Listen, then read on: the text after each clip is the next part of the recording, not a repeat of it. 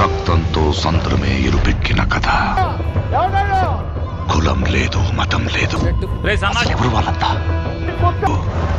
భయం అసలే లేదు. మొదటిసారి భయం పొరలు కమ్ముకున్నాయి. ధైర్యం తప్ప ఏమీ తెలియని కళ్ళల్లో ఎవరు చేశారు ఇదంతా?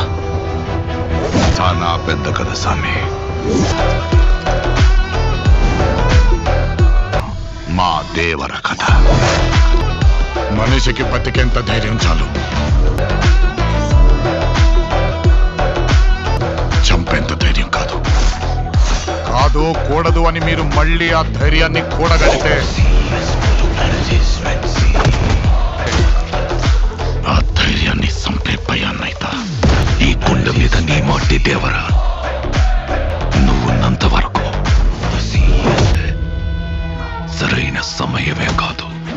దేవులను చంపాలంటే సరైన ఆయుధము దొరకాల. కళ్ళు మూసినా తెరచిన సముద్రంలో ఎప్పుడు చూడు పిల్లతనం, పిరికితనం.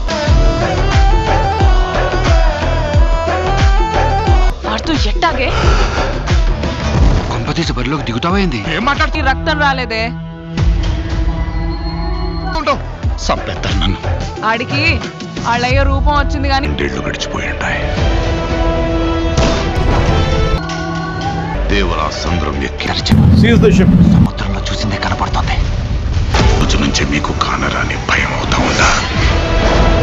భయం మరిచి ఎప్పుడైనా తప్పుడు పని కోసం సంద్రం ఎక్కితే